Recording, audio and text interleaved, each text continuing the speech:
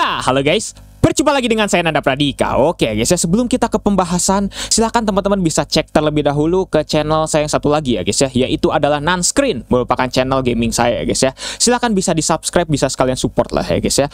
Oke ya guys ya, sekarang kita akan langsung ke pembahasan ya guys ya. Sesuai dengan judul ya guys ya, yaitu adalah tentang GT 1030 ya guys ya. Oke, mungkin teman-teman kalau misalnya di sini ada yang sama seperti komputer saya gitu ya guys ya, menggunakan GT 1030 gitu ya guys ya, untuk sebagai driver ininya ya guys ya, sebagai VGA-nya gitu ya guys ya. Ya kita tahu sendiri lah ya guys ya, bahwa GT 1030 ini merupakan VGA yang sebenarnya bukan untuk gaming ya guys ya, karena serinya juga GT ya guys ya, bukan GTX ya guys ya. Nah di sini ya guys ya, yaitu adalah GT 1030. Mungkin di sini kalau misalnya teman-teman ada yang menggunakan GT 1030 sebagai daily drivernya dan juga sebagai bahkan VGA untuk main game seperti saya gitu ya guys ya, sebenarnya teman-teman memang bisa nge-push lebih jauh lagi dari GT 1030 ini, yaitu dengan overclocking. Nah sebenarnya teman-teman kalau misalnya ngelihat dari tutorial YouTube itu kebanyakan pasti kalau misalnya nge-overclocking pasti plusnya tuh nanggung semua rata-rata 175 plus 683 kalau nggak salah kayak gitu ya guys ya. Core clocknya itu kalau nggak salah 175, kalau ininya memory clocknya pasti plus 683. Itu pasti rata-rata rekomendasinya kayak gitu semua ya guys ya, kalau nggak salah ya guys ya. Kalau misalnya salah ya mohon koreksi juga ya guys ya. Oke ya guys ya, mungkin teman-teman kayak ngerasa gitu kalau misalnya nge-overclock segini sebenarnya ya emang katanya aman dan juga besar, tapi sebenarnya teman-teman bisa loh lebih besar lagi. Bisa loh ya guys ya. Tapi memang kalau misalnya teman-teman kebesaran banget ya bisa dibilang nanti bakal jadi black screen dan bahkan gamenya jadi suka force close terus ya guys ya. Nah kebetulan setting terekstrim yang pernah saya pakai dan saya pakai sampai detik ini ya guys ya, buat main game, buat konten saya juga di channel saya yang Nanscreen ini ya guys ya. Mungkin teman-teman juga sebenarnya sadar gitu ya kalau sebenarnya VGA saya ini always selalu di overclocking setiap saat ya guys ya. Oke, di sini kebetulan VGA saya adalah menggunakan Palit ya guys ya, Palit GT 1030 ya guys ya. Oke, ini adalah settingan overclocking saya ya guys ya.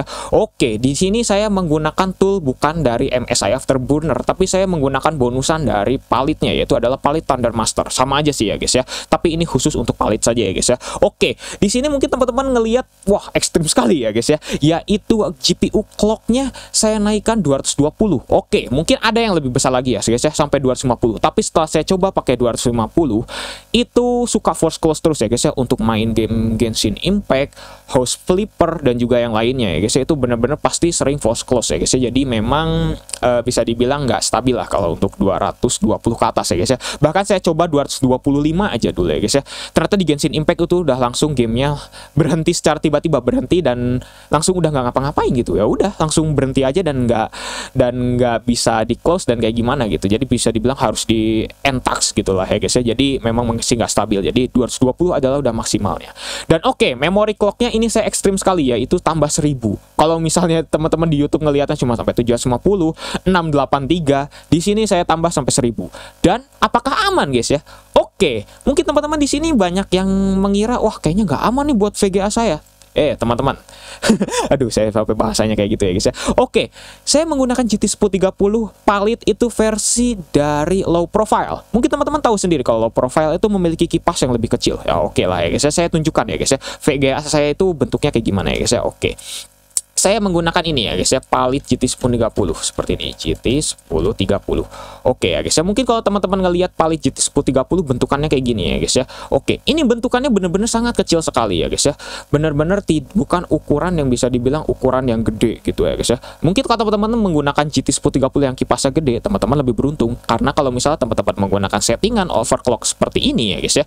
Nah, seperti ini itu teman-teman bakal lebih aman karena kipasnya juga lebih besar gitu ya guys ya, jadi nggak perlu khawatir gitu ya guys ya. Nah sedangkan saya kipasnya kecil, nah jadi ya saya sudah terbukti gitu kalau dengan kipas kecil kayak gini aja udah aman ya guys ya, jadi nggak masalah gitu ya guys ya. Tapi memang ya guys ya, untuk kipas yang kecil kayak saya ini, untuk fan duty-nya saya buat dengan kurva seperti ini ya guys ya. Jadi kalau misalnya suhunya udah 60 derajat, saya buat sampai 100 kipasnya ya guys ya. Oke, memang mungkin teman-teman bakal heran gitu ya, kok berisik banget. Emang pasti berisik ya guys ya, tapi ya mau nggak mau ya guys ya, karena demi konten atau demi lancarnya game, ya mau nggak mau teman-teman harus rela ya guys ya. Bisa dibilang ada yang dikorbankan lah ya guys ya, seperti itu ya guys ya.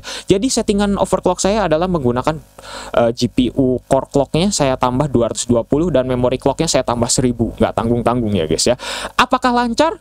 ya mungkin teman-teman bisa ngelihat dari konten channel saya ya guys ya. Game-game yang berat kayak GTA 5 ya, GTA 5 mungkin nggak begitu berat ya guys ya.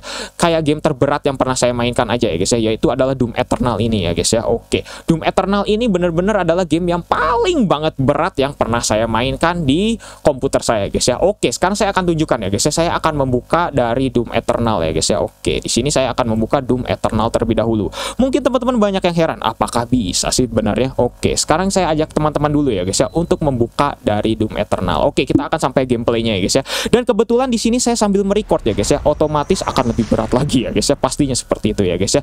Dan resolusi layar saya memang 768p, tapi saya buat output scale di OBS-nya itu adalah 1080p ya guys ya. Jadi teman-teman kalau misalnya ngelihat settingan dari video saya, mungkin memang teman-teman bakal sadar kalau saya ini Full HD ya guys ya. Padahal ini aslinya adalah 768p ya guys ya. Oke, sekarang saya akan buktikan terlebih dahulu ya guys ya, apakah bisa lancar ya guys ya bermain game yang sangat berat sekali menggunakan VGA ini. Oke ya guys ya, ini belum saya lanjutkan lagi ya guys ya. Oke, sekarang kita akan coba dulu ya guys ya ke game slot, ke continue terlebih dahulu ya guys ya. Oke, sekarang kita akan lihat dulu ya guys ya, apakah lancar atau tidak ya guys ya. Mungkin kalau kamera saya agak sedikit nge-lag ya wajar ya guys ya, karena ini prosesor saya memang yang ini ya guys ya, yang jadi permasalahan. Oke ya guys ya, sekarang kita akan coba terlebih dahulu nih ya guys ya. Oke, teman-teman bisa lihat ya guys ya. Oke, di sini sebenarnya saya sangat lancar sekali ya guys ya bermainnya ya guys ya. Ya walaupun memang di sini nggak 60 fps ya guys ya, kita tahu sendiri bahwa di sini ya memang ya guys ya sangat luar biasa ya guys ya. Oke, tuh ya guys ya, oke deh. Kayak gini ya guys ya, memang lancar sekali ya guys ya. Nah, ini saya sambil ini ya guys ya, bisa dibilang sambil nge-record ya guys ya. Jadi beratnya kayak gimana ya mungkin teman-teman bisa nilai sendiri ya guys ya. Dan di sini saya bermain bener-bener apa sih, Doom Eternal ya. Saya udah coba sampai masuk kayak gini. Ini bener-bener lancarnya luar biasa ya guys ya, tanpa ada kendala sama sekali. Mungkin kalau teman-teman di sini ada yang bingung nih ya guys ya, apakah bisa gitu ya dengan overclock settingan yang saya se-ekstrim kayak gitu lancar bermain game, nggak ada force code sama sekali?